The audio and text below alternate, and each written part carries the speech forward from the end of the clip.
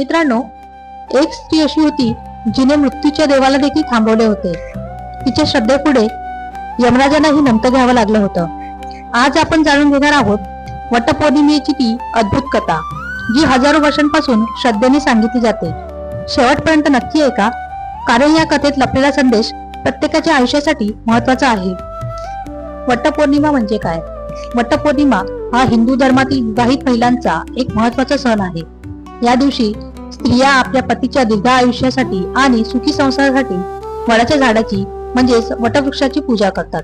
या सणामागे सावित्री आणि सत्यवान यांची कथा आहे. सत्यवानचे आयुष्य अल्प असल्याचे माहीत असूनही सावित्रीने त्यांच्याशी विवाह केला. जेव्हा सत्यवानाचा मृत्यू झाला तेव्हा यमराज त्यांचे प्राण घेऊन जात होते.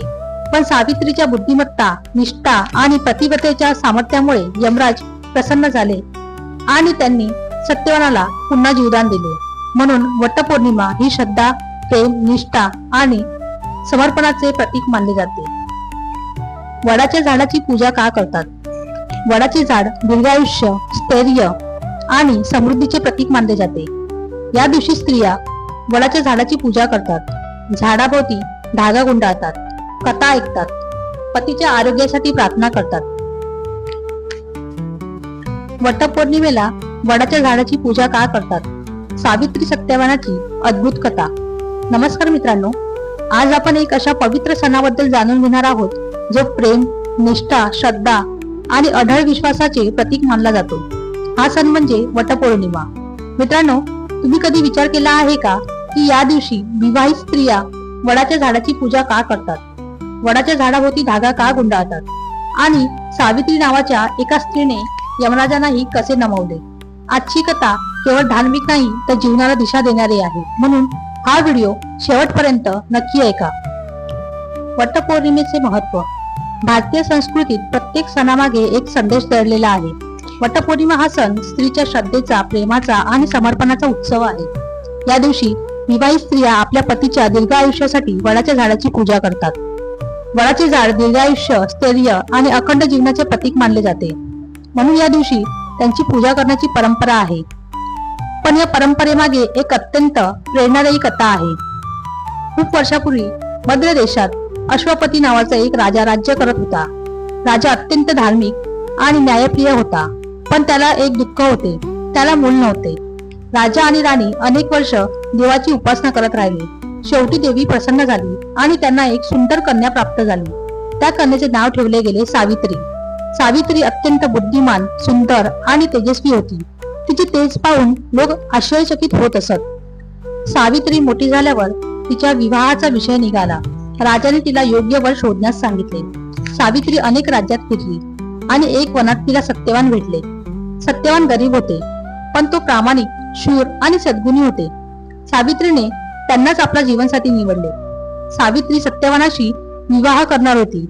तेवढ्यात नारद मुनी राजदरबारात आले.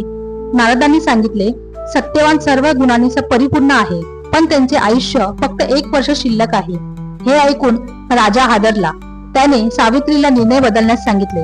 पण सावित्री म्हणाली, एकदा निवडलेला पती मी बदलणार नाही आणि तिचा विवाह सत्यवानाशी झाला. विवाहानंतर सावित्री प्रत्येक दिवस मोजत होती.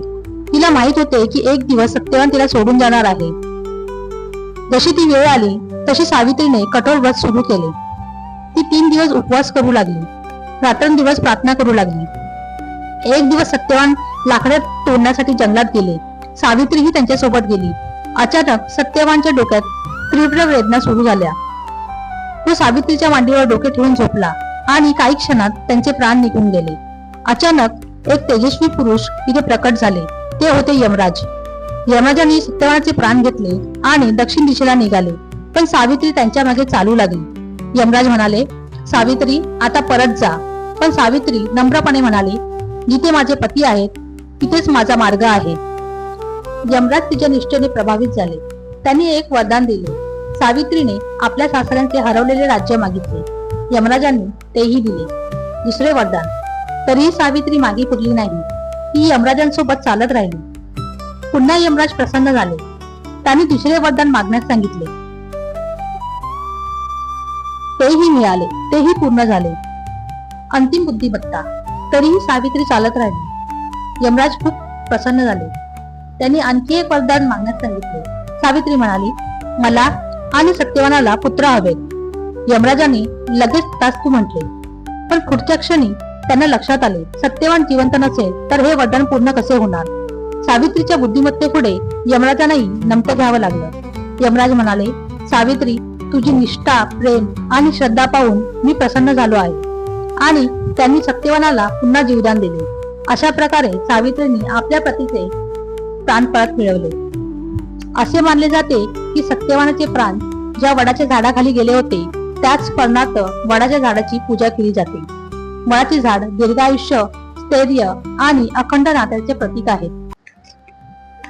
ही कथा फक्त पती पत्नीची नाही, ही कथा आहे विश्वासाची, निष्ठेची, धैर्याची आणि संकटातही हार न मानण्याची. जीवनात कितीही अडचणी आल्या तरी श्रद्धा आणि संयम ठेवला तर मार्ग नक्की सापडतो. मित्रांनो, आजच्या काळात नाती सहज तुटतात, विश्वास कमी होत चालला आहे. आणि अशा वेळी सावित्रीची कथा आपल्याला शिकवते की खरे प्रेम हे स्वार्थावरती नाही तर समर्पणावरती टिकते. श्रद्धा